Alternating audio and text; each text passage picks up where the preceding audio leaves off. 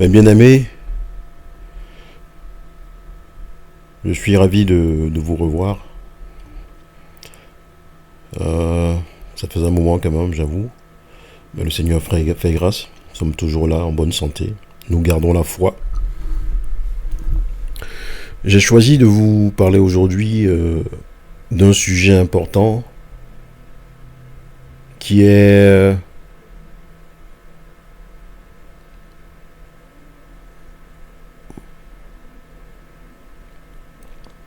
abordé aujourd'hui dans pas mal d'églises.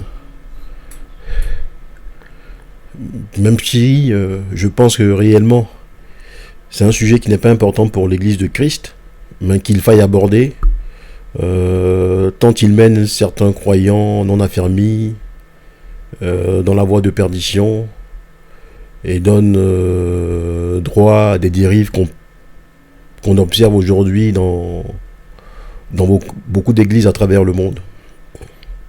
Alors, j'ai intitulé mon exhortation d'aujourd'hui « Vanité des vanités » selon l'Ecclésiaste, chapitre 1, verset 2, livre du roi Salomon.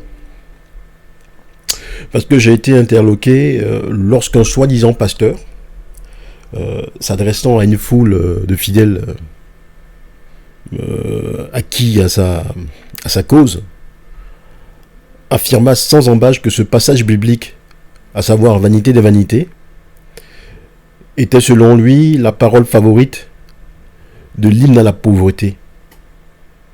Parce qu'en général, selon lui, c'était que les personnes aigries de la réussite des autres, les personnes jalouses de l'argent des autres, qui la sortaient à tout va. Selon lui, mais aussi selon tous les adeptes, vous l'aurez remarqué, tous les adeptes de l'évangile moribond et démoniaque de la prospérité,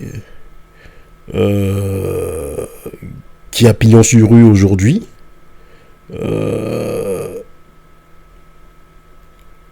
c'est un verset qui mène à la pauvreté, et que selon Dieu voue tout le monde à la richesse, à l'abondance matérielle, tels que certains pères de la foi comme Abraham, Lot, Salomon, etc. Alors, moi, face à une telle affirmation, la première question que je me pose, c'est de savoir si Jésus mort sans un sou en poche, ou bien l'apôtre Paul, qu'on sait tous en fait est mort pauvre, pauvreté matérielle je veux dire,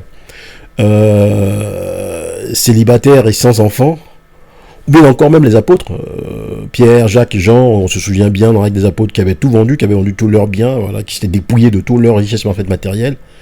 Alors, est-ce que Dieu ne les aurait pas aussi bénis, dans la mesure où en fait n'ont pas été aussi riches que Salomon, donc on peut considérer que Dieu les a haïs, ils n'ont pas été bénis matériellement, et donc Dieu bénit, où la bénédiction de Dieu n'est concrète que lorsqu'il y a forcément à côté richesse matérielle, beaucoup d'argent. Alors, vous aurez bien compris que c'est faux, parce que Dieu n'a pas haï Jésus, on sait que Jésus est Dieu, Dieu n'a pas haï Paul. Mais par contre, on sait qu'il a haï Ésaü, parce qu'Ésaü était occupé par les choses du ventre, de la chair, et non pas de l'esprit.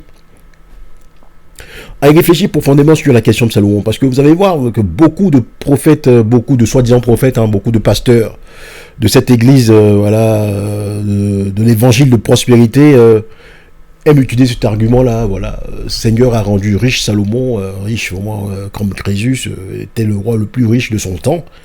Et donc, ça signifie que nous tous, chrétiens, nés de nouveau, nous devons être comme Salomon, riches. Alors, je pense que à y réfléchir profondément, moi j'ai la ferme conviction que Dieu a utilisé Salomon. Si Dieu a béni Salomon, s'il a autant béni, c'est tout simplement parce qu'il a voulu que ce dernier expérimente quelque chose pour nous, à savoir l'abondance matérielle.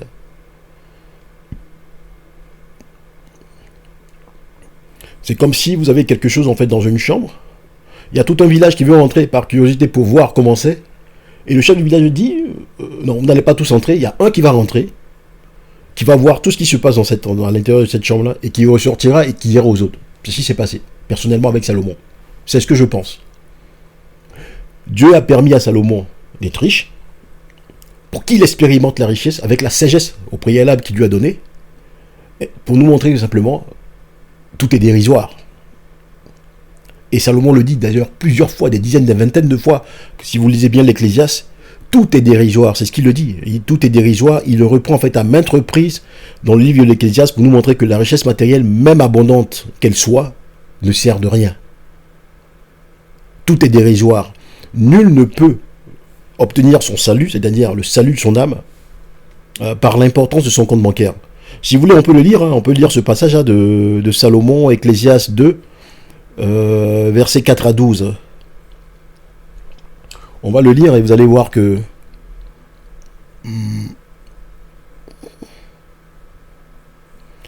instant, Ecclésiaste 2.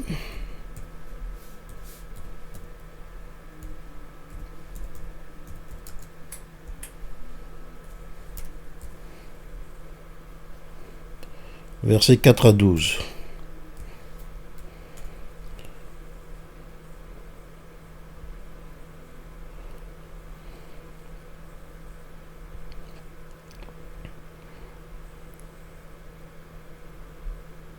Alors, il dit ceci.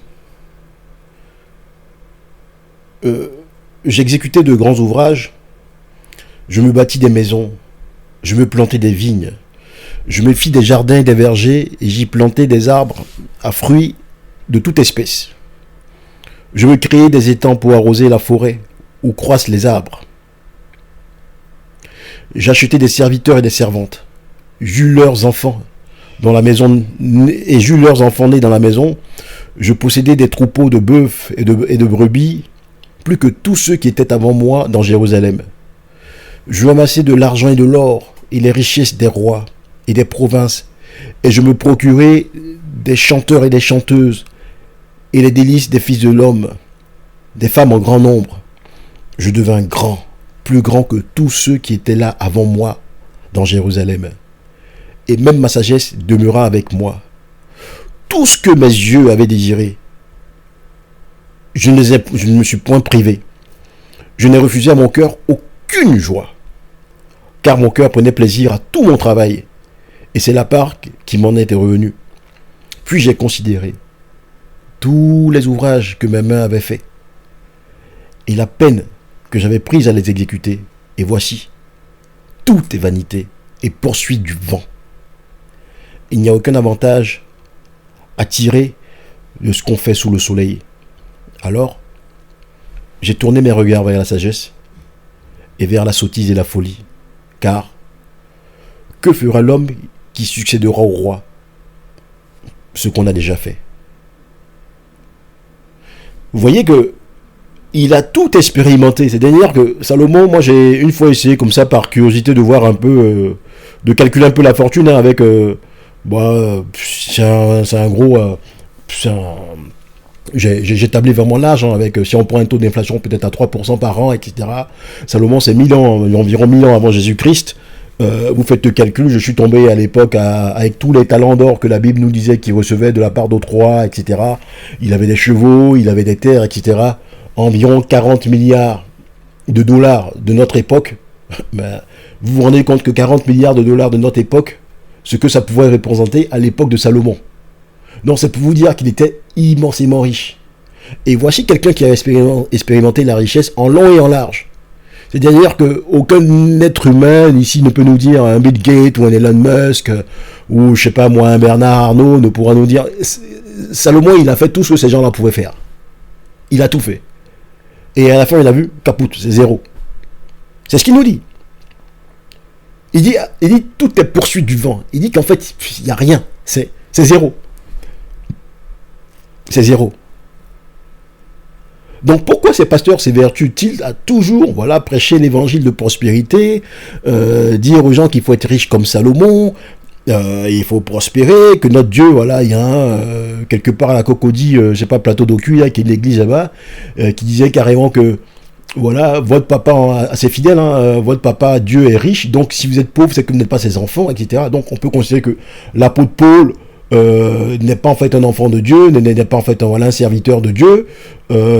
Qui d'autre? Même Jésus de Nazareth qui est venu sur terre avec rien du tout, on se souvient, il dit, ouais, les loups ont des tanières, mais moi, le Fils de l'homme n'a aucun endroit où dormir, il dormait chez les gens. Voilà, n'est pas le Fils de Dieu parce que simplement, ils n'ont pas en fait manifesté une richesse matérielle telle que Salomon, etc. Et c'est ce que ce pasteur raconte, hein. C'est ce qu'il raconte à ses fidèles. Si vous êtes pauvre, si vous n'êtes pas riche, voilà, vous n'êtes pas de Dieu. Alors, ce qu'ils omettent de dire, ces gens-là, c'est que quand vous lisez l'histoire de Salomon, et comment est-ce qu'il a acquis la sagesse, etc., vous vous rendez compte que Salomon n'a pas cherché la richesse. La richesse lui a été donnée par Dieu. Salomon n'a pas cherché, il n'est pas venu à Dieu parce que non, il voulait être riche. Non, non, non, non, non, non. La richesse lui a été donnée par Dieu. C'est dit, quand vous lisez effectivement le livre des rois, c'est ce que beaucoup de pasteurs, de ces faux pasteurs, de ces faux évangélistes racontent. La richesse, Salomon ne l'a pas cherchée. Elle lui a été donnée par Dieu en surplus. Lorsque Dieu lui apparaît à Gabaon, je vous lis effectivement l'épisode. À Gabaon, pendant la nuit, le Seigneur lui apparut en songe. Dieu lui dit, « Demande ce que je dois te donner. » Salomon répondit, « Seigneur, tu as traité ton serviteur David, mon père, avec une grande fidélité. Lui qui a marché en ta présence dans la loyauté, la justice et la droiture de cœur envers toi. Tu lui as gardé cette grande fidélité et tu lui as donné un fils qui est assis maintenant sur son trône. Ainsi donc, Seigneur mon Dieu, c'est toi qui m'as fait roi, moi, ton serviteur, à la place de David, mon père. Or, je suis un tout jeune homme, ne sachant comment se comporter, et me voilà au milieu du peuple que tu as élu. C'est un peuple nombreux, si nombreux qu'on ne peut ni l'évaluer ni le compter. Donne à ton serviteur un cœur attentif, pour qu'il sache gouverner ton peuple et discerner le bien et le mal. Sans cela, comment gouverner ton peuple qui est si important?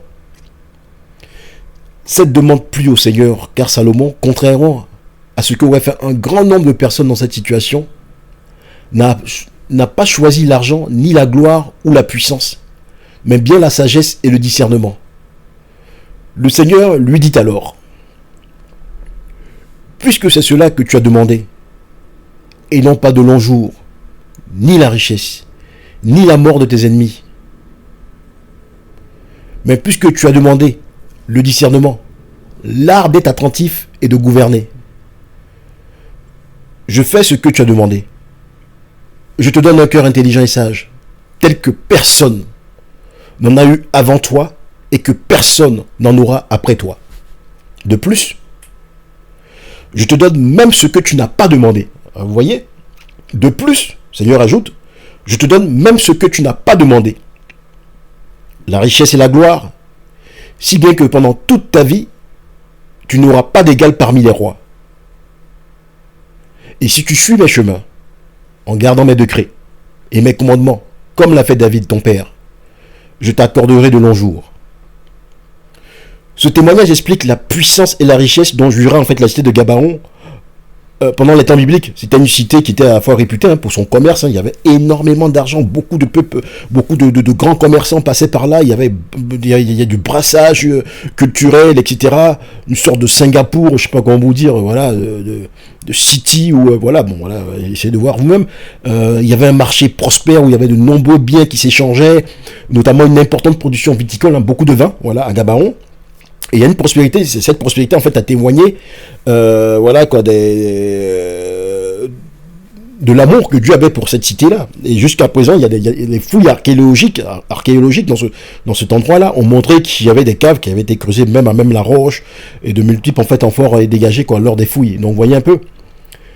Donc ceci s'est passé. Salomon n'a pas dit Seigneur rends-moi riche, comme les faux pasteurs sont en train de pousser les gens à tout de suite demander la richesse, à demander voilà les richesses matérielles, ils arrivent à l'église nette, c'est de savoir comment est-ce qu'ils vont devenir riches, comment est-ce qu'ils vont prospérer, comment est-ce qu'ils vont s'acheter telle voiture, etc., etc. Salomon n'a pas demandé ça. Salomon a demandé à Dieu la sagesse. Salomon, c'est 1000 ans avant Jésus-Christ. Mais vous vous souvenez bien, Matthieu 6, 33, où Jésus dit, cherchez premièrement le royaume et la justice, et tout le reste vous sera donné en fait par-dessus tout. Cherchez premièrement, il y a une chronologie. Il n'a pas dit chercher, il a dit chercher premièrement. Donc, d'abord on cherche Dieu, ensuite il revient. Il a dit, ne faites pas comme les païens qui sont là, qui s'inquiètent pour toutes ces choses-là. Où est-ce que je vais dormir, comment je vais me loger, etc., etc. C'est les païens qui le font. Le chrétien, il cherche Dieu. Salomon a cherché Dieu. Sans le savoir, Salomon a appliqué Matthieu 6, 33. 1000 ans avant que Jésus-Christ ne vienne l'enseigner à ses disciples et à la foule. Salomon a appliqué Matthieu 6, 33.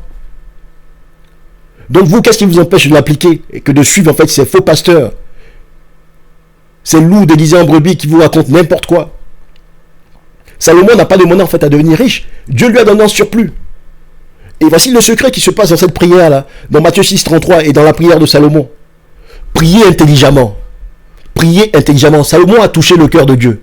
Vous allez voir que quand vous priez intelligemment, Dieu, en plus de vous exaucer, vous donnera ce que vous n'avez même pas demandé. C'est ça le secret. Oui. Dieu aime les gens intelligents.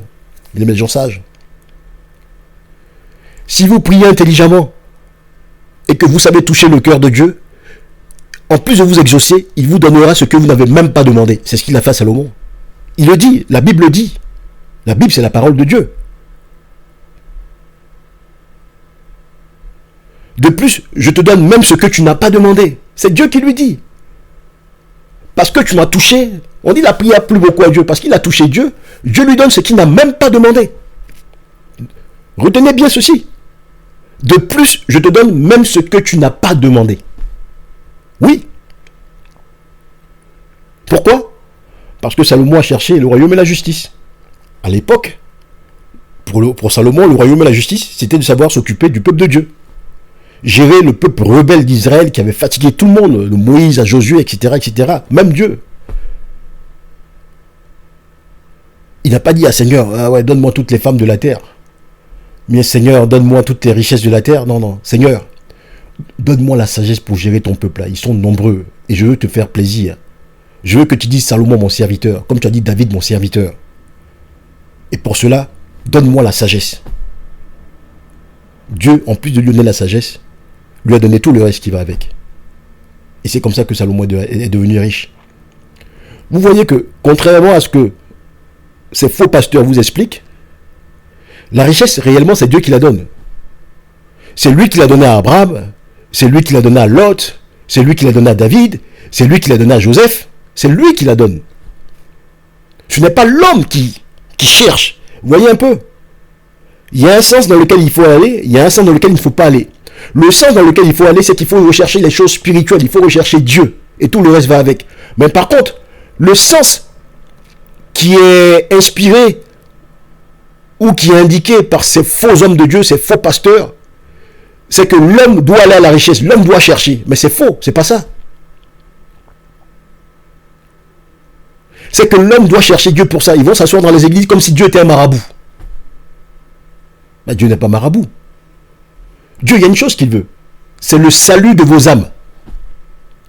La preuve, on a dit que Jésus, pour guérir un fou, quand il était allé chez les Gadaréens, il a dû expulser les démons dans un troupeau de porcs. C'était le commerce des gens, c'était un business. Sûrement que ces gens avaient un chiffre d'affaires annuel, ils vendaient leurs porcs, ça marchait pour eux. Et voilà qu'un gars, pour sauver une âme, détruit leur commerce. C'est comme si Jésus faisait à l'époque, à notre époque ici, couler une entreprise pour sauver un homme. Il vous montre effectivement, lui, le rapport qu'il a avec le matériel, il vous montre le rapport qu'il a avec les richesses matérielles, et il vous montre le rapport qu'il a avec l'argent. Et les faux pasteurs aujourd'hui qui vous enseignent n'importe quoi, que c'est un évangile moribond et démoniaque, satanique de prospérité, ne vous le disent pas. On ne vient pas à l'église pour être riche. On vient à l'église pour sauver son âme. Parce qu'il y a environ 2000 ans, il y a quelqu'un qui est mort à la croix pour nos péchés, l'agneau sans tache.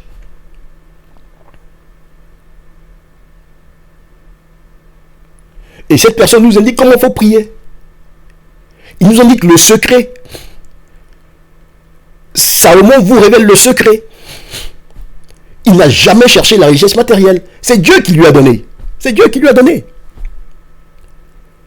Dieu dit, je te donne ce que tu n'as pas demandé. Salomon n'a pas demandé la richesse matérielle. Il n'a pas dit, donne-moi les milliards. Non.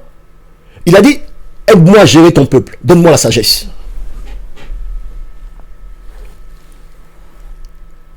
Un bon chrétien, une bonne chrétienne doit chercher ça. Le cœur de Dieu.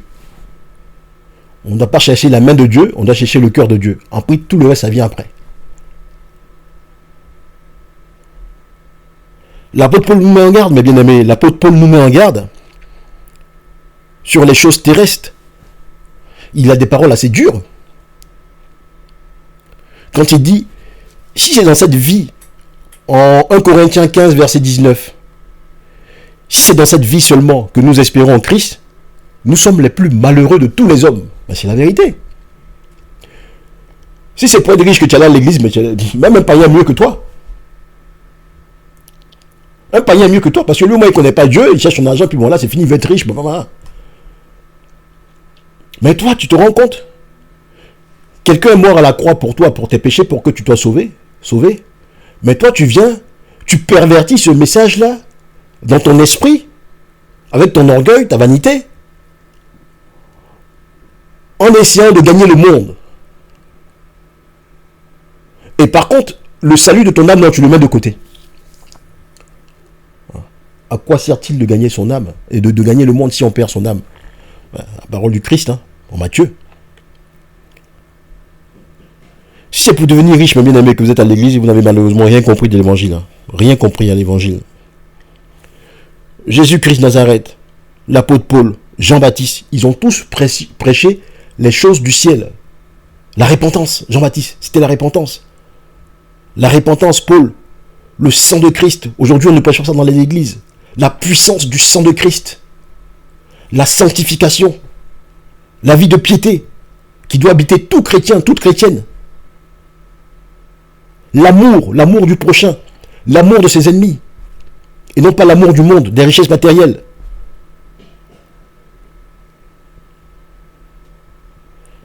Matthieu 6, 20, le Seigneur nous dit, il nous met en garde, ne vous amassez pas des trésors, amassez-vous des trésors dans le ciel, où la teigne et la rouille ne détruisent point, et où les voleurs ne percent ni ne dérobent. Ce qui compte, c'est les richesses, en fait, spirituelles. On vous mettra dans la balance, on va vous peser. Le roi Belshazzar a été pesé dans le livre de Daniel. Il était trouvé léger dans la balance. Ne soyez pas trouvé léger dans la balance à la fin des temps. Amassez-vous des richesses spirituelles. Soyez spirituels. Ne vous conformez pas au siècle présent. Parce qu'aujourd'hui, on veut devenir riche coûte que coûte. Jésus, vous voyez dans la prière sacerdotale, dans la prière dans Jean 17, Jean 17 au verset 9, il a dit, Père, je ne prie pas pour le monde. Il ne prie pas pour changer le monde. Le monde est ce qu'il est. Le monde est gouverné par Satan, le prince de la puissance de l'air. Le monde est ce qu'il est, avec ses lois, avec ses héros, qui sont souvent au Panthéon, etc., qui sont partout, adulés par des gens, par des hommes. Mais c'est pas notre monde à nous. Nous vivons sur la même planète, mais nous ne sommes pas du même monde.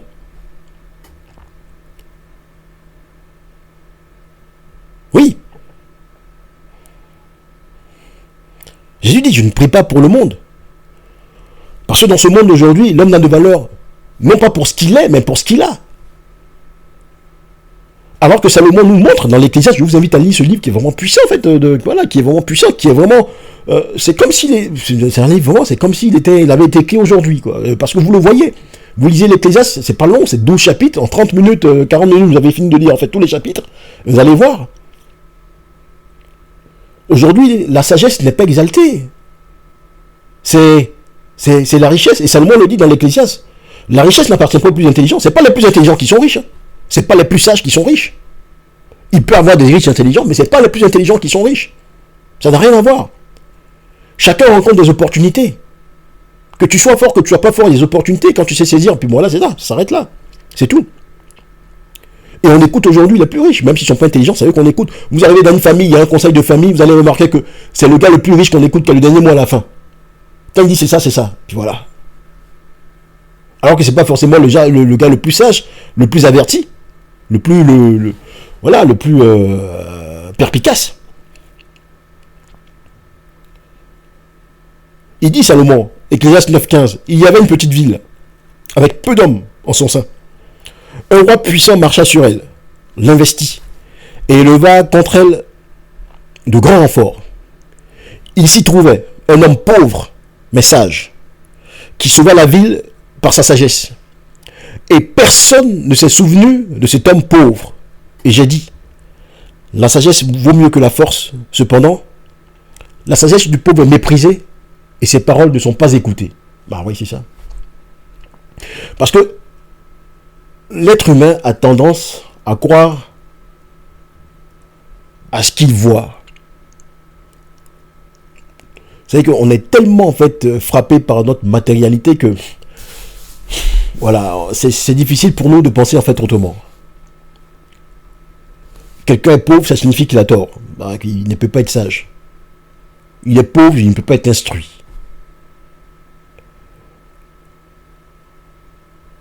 La Bible, bien aimé, nous met en garde contre cette idolâtrie, l'idolâtrie de l'argent. L'argent est une idole. Car c'est l'amour de l'argent. 1 Timothée 6, verset 10 que tout le monde connaît. Car l'amour de l'argent est une racine de tous les maux. Et quelques-uns, en étant possédés, se sont égarés loin de la foi et se sont jetés eux-mêmes dans bien des tourments. Ah oui. Ces faux pasteurs que vous écoutez, vous ne savez pas, ben voilà, ils vont, c'est des pactes signés. Parce qu'ils ont trouvé en l'évangile une bonne façon rapide de se rendre, voilà, de devenir riche avec toutes les dîmes que les gens vont donner, souvent même parfois sous la menace, voilà, d'être exclus de l'église au cas où on ne donne pas de dîmes. Il y avait ces témoignages d'un Français qui était dans la franc-maçonnerie et que le Seigneur a sauvé. Parce que je crois qu'il était tombé sur un passage biblique après avoir grimpé les échelons. Je crois que c'était d'un rite écossais ancien accepté. Je crois qu'il devait être 18e, voilà, chevalier Kadosh, ils ont des petites pompons. Et donc, à un moment donné, au cours d'une... il était même responsable, en fait, je crois, d'une loge. Et là, il y avait une grande réunion où il y avait un autre responsable de plusieurs loges qui était là. Et ce jour, il était environ 60 dans la salle. Et il était tellement, en fait, touché toutes les nuits par le message du Christ qui ne cessait, en fait, de sortir de son esprit, qui s'était, en fait, résolu, voilà, à quitter la franc-maçonnerie. Et il va la quitter de façon spectaculaire, puisque le jour, il y a une grande réunion, voilà, ils sont dans un endroit toujours caché, là. Et pendant la réunion où le grand, son supérieur hiérarchique, voilà, parlait, il lui coupe la parole et dit que voilà, vous êtes des menteurs, etc. Et que au final, vous vous trompez les gens. Et je vous conseille je vous invite à vous repentir comme moi, j'ai accepté Jésus. Et là, le responsable lui coupe la parole et demande à des gens, aux gens, service de sécurité, de le faire sortir. Et pendant qu'on l'expulse, une fois qu'il est à l'extérieur de la salle, ceux qui l'ont expulsé lui ont dit, c'est fini pour toi, dans cette ville, tu n'auras plus aucune opportunité d'affaires. Et lui, il a répondu avec le psaume 23 en disant, le Seigneur est mon berger, je ne manquerai de rien. Et il est parti. Donc c'est pour vous dire, aujourd'hui, il n'y a rien de caché. Tous les grands dirigeants que vous voyez, des grands chefs d'entreprise, je ne dis pas tous, mais la plupart en tout cas, sont dans ces loges. C'est un peu comme si dans un royaume, vous voyez qu'on ne peut pas être roi sans avoir été initié à certaines choses. Et c'est la même chose. Vous n'allez pas prendre la tête d'une grande entreprise, une multinationale, qui parfois sont beaucoup plus puissantes que même des États, sans passer par certaines choses, mais sans être en fait, sans appartenir à une certaine classe, à certaines sectes, à certaines loges. C'est impossible. Et donc des gens, par désir, par vanité, par amour du gain, de la gloire, etc., voilà, rentrent dans ces loges pour pouvoir avancer. Il y a beaucoup de maçons qui ont quitté aujourd'hui la maçonnerie qui vous expliquent, je crois que c'est ce même gars-là qui expliquait, que quand ils arrivaient, lui, personnellement, il l'a fait parce que, voilà, il cherchait, il était, bon, quelque part attiré par les symboles, parce qu'il y a beaucoup de symboles, mais il était attiré par le fait que, on lui avait dit que là-bas, tout, tout, tout, toutes ces choses, tout son business, toutes ces entreprises, il pourra facilement se tisser des relations, et donc c'est pour ça qu'il est parti. Et il expliquait que quand ils arrivaient pour une réunion de 2 heures, 3 heures, en général, il voyait dans le regard de tout le monde que tout le monde était pressé, parce que il y a la première en fait séance, réunion où la première étape où là on parle de maçonnerie, philosophie, etc., satanisme, plein de trucs, puis bon là des symboles, et puis après ça c'est la deuxième étape où tout de suite maintenant c'est un peu comme un libre cours, chacun maintenant on peut parler business, donc voilà, qui fait quoi dans ça, qui fait quoi ça, qui peut me trouver en fait tel marché, qui peut me trouver tel contact, etc. Donc tout le monde attendait ça, quoi. Donc les gens vont aveuglés par la part du gain, parce qu'à la base ce n'est pas ça, c'est du satanisme, elle est profondément luciférienne, la franc-maçonnerie, elle est profondément satanique. Je vous invite à prendre à lire par exemple le témoignage de Blaise, mais un pianiste franco-suisse, je crois, qui a fini par se suicider, où il explique effectivement des baptêmes comme je sais pas, des baptêmes où on vous met dans des cercueils et on vous ressort du cercueil, les serments qu'il faut proférer, tu bats le carien, etc. C'est profondément satanique. Donc les gens ils y vont parce que on est attiré par la part du gain, mais après c'est quoi? Vous entrez là-bas, c'est votre âme quelque part c'est votre âme que vous donnez, parce que là, il explique bien, Blake, il y a des rituels avec des gouttes de sang, mais le sang c'est quoi? Qu'est-ce que Dieu a dit à propos du sang? C'est dans le sang que se trouve l'âme. Oui. Donc si vous trahissez après, ces gens n'ont aucune difficulté pour vous éliminer, quelle que soit en fait la façon dont ils vont vous éliminer. Vous finissez votre vie là-bas, vous n'allez pas en fait au paradis, vous n'allez pas en fait chez Dieu, ça c'est clair et net, vous êtes loin, vous mourrez loin de la face de Dieu. Loin de la face de Dieu. Ils y vont, ils savent pas à quoi ils ont affaire, voilà, c'est Rotary, etc., toutes ces antichambres de la franc-maçonnerie, etc., voilà, vous êtes là-bas, quittez. Il n'y a pas de salut là-bas, il n'y a pas de salut. Il n'y a pas de salut. Donc il avait rétorqué, le Seigneur mon berger, je ne manquerai de rien. Voilà. Aujourd'hui au moins il est libre. Donc après tout ça on peut dire quoi? Qu'est-ce qu'on doit faire? Est-ce qu'on doit chercher la richesse comme ces pasteurs en fait le disent? Est-ce qu'on doit rester pauvre? Bon, pauvre ça signifie, je sais pas, pauvre c'est relatif. On doit rester oisif? Est-ce qu'on ne doit pas travailler? La Bible en fait nous répond. La Bible nous répond. La Bible nous dit que Dieu aime ceux qui travaillent, il est béni. Proverbe 24, 24 verset 34. Un peu de sommeil, un peu d'assoupissement, un peu croiser les mains pour dormir, et la pauvreté te surprendra, comme un rôdeur, et la disette comme un homme en arbre. Donc il faut travailler. C'est le travail qui fait la vertu de l'homme. Il faut se lever le matin, il faut travailler. Ecclésiaste 5.12 dit, le sommeil du travailleur est doux, qu'il ait peu ou beaucoup à manger, mais la richesse du riche l'empêche de dormir. Il n'y a rien de tel. Vous vous levez le matin à 6h, vous travaillez jusqu'à 18h, je ne sais pas à quelle heure, vous rentrez chez vous, vous dormez paisiblement. Vous dormez tranquillement. Mais les riches, je vous assure qu'ils ne dorment pas. Tous ceux qui ont des entreprises qui valent des milliards, etc.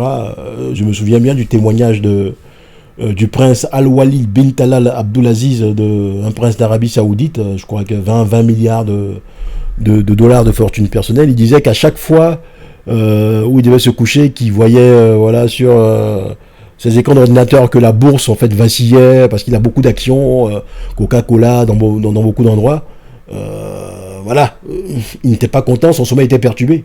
Ben oui, l'abondance du riche l'empêche de dormir. Il faut travailler, il faut aimer le travail. Si vous devez être riche, c'est Dieu qui va vous le donner. Mais il ne faut pas se lever le matin en disant je dois être riche, il faut que je cherche la richesse. C'est pas ça, c'est pas ce que Dieu vous demande. Tout est question d'équilibre. Il faut aimer le travail, il faut travailler. Oui. Il faut lever le matin, il faut travailler, il faut nourrir sa famille, voilà. Sa maison, c'est important.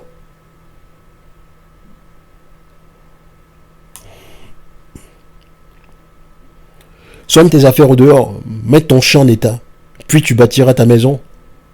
Il est préférable, même s'il peut avoir des exceptions, d'abord de gagner son pain avant de fonder un foyer. Moi j'ai plein de témoignages où des gens cherchaient tout de suite à se marier avant de travailler. Et après c'était la cata. C'était la cata dans le foyer. La femme est partie parce qu'elle trouvait qu'elle ne mangeait pas sa faim. Non, il ne faut pas mettre la charrue avant les bœufs. Il peut arriver des exceptions, hein, parce que dans tout il y a des exceptions. Avec le Seigneur, dans tout il y a des exceptions, sauf pour certaines choses, mais dans tout il y a des exceptions. Où on peut, avec la femme grandir, on a galéré, etc. Et puis à la fin on trouve un travail et puis ensemble. Mais dans la plupart du cas, c'est beaucoup mieux d'avoir son travail. Ensuite, vous mettez une femme dans votre foyer. Mais vous ne travaillez pas. Vous allez prendre l'enfant de quelqu'un, vous lui faites un enfant, et puis vous êtes 3 dans la maison là, et il n'y a pas de travail.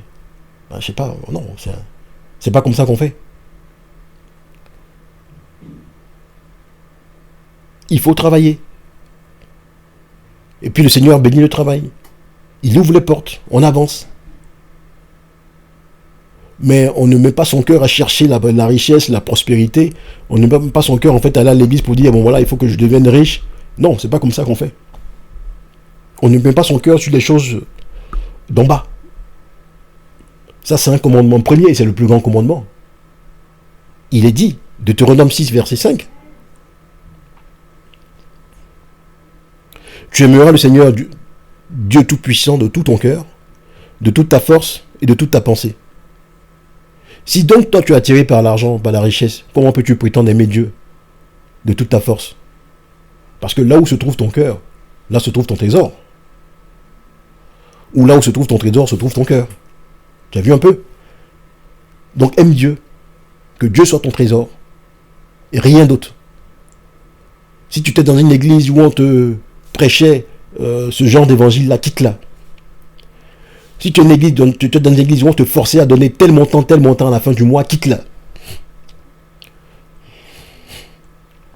Ne laisse personne mettre sa main dans ta poche. Tu donnes ce que tu veux selon ce que tu as résolu. 2 Corinthiens 9, 7 le dit bien. Donne avec joie. Si tu veux donner 10%, que ça vienne de toi-même, mais que personne ne t'impose à donner. Que personne ne t'impose à donner. Voilà ce que j'avais à dire. Soyez bénis, mes bien-aimés. Que le Seigneur vous fortifie dans la foi. Que le Seigneur vous garde. Et que tous ces méchants disparaissent de la terre. Au nom de Jésus-Christ Nazareth. Amen.